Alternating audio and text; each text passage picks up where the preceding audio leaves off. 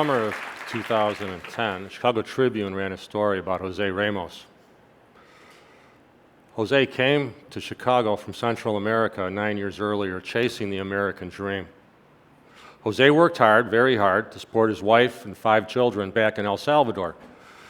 And by all standards, he did a great job. He was able to send his oldest daughter to college to study accounting. Early in 2010, Jose became ill. So ill, he had to be hospitalized, he missed work. He eventually lost his job. And this proud man did not want to incur any more debt, and when he slipped into depression, did not seek any care. And as some with clinical depression who do not get proper care, Jose saw no way out and committed suicide. It wasn't the lack of care in a third world country that let Jose down, it was the lack of affordable care right here in the States.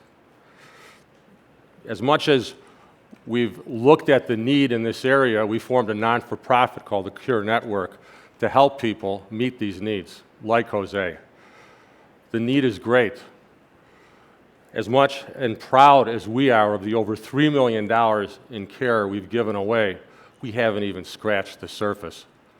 We need to meet the need right here, right now in our backyard. Volunteering is a behavior best taught by an example. I want to share the story of a young father named Scott who brought his daughter Carly to one of our clinics. Once Carly got situated, Scott asked what he could do. Just then, the lead dental volunteer came up and said they needed help on the bucket brigade.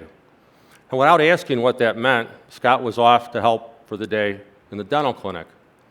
In order to provide several hundred people with dental care, we needed to set up 50 portable chairs, each chair having all the equipment that a dentist, hygienist, or oral surgeon would need to provide care for their patient, including quart-sized containers to carry the liquid waste. Because the chairs were in constant use, these containers needed to be emptied out multiple times per day. It was hard work. It was a hot day made hotter by all the protective clothing that the volunteers had to wear. That was Scott's job. But what's remembered about Scott that day wasn't that work, but how he would stop when he saw a nervous patient sitting in a chair waiting to see the dentist, or another volunteer who was dog-tired.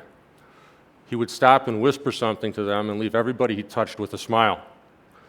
Scott's caring attitude was infectious. He wasn't just going through the motions. He was there to show us all the true power of kindness. What only a few of us knew that day was Scott had been recently diagnosed with terminal cancer. And with the limited time he had left, he decided it was important to spend it that day with us, helping those in need. Scott's gone, but his can't-not-do attitude remains with us today. Helping people meet their basic human needs is transformational.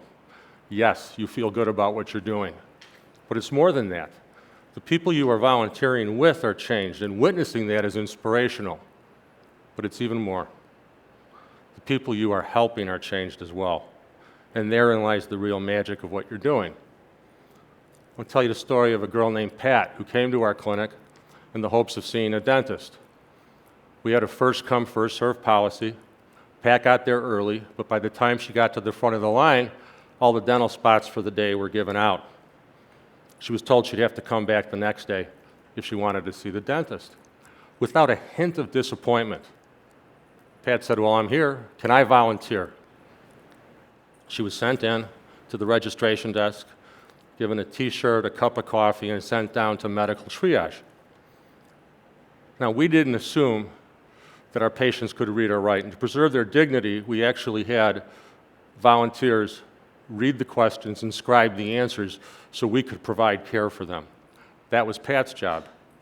It just so happened that Pat was stationed right next to my wife, Karen.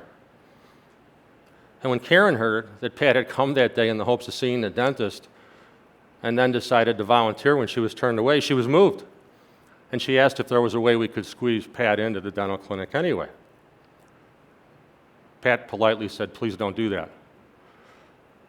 I've been taking these interviews and intakes from all these patients all morning, some my neighbors, and their needs are so great. I would hate to think I would take any limited service you have away from one of them." She went on to say that she was going to come back the next day, not as a patient, but as a volunteer again, and she did. Life can be wonderful in unexpected ways. Make the miracle happen and magic happen in your backyard. Volunteer. Thank you.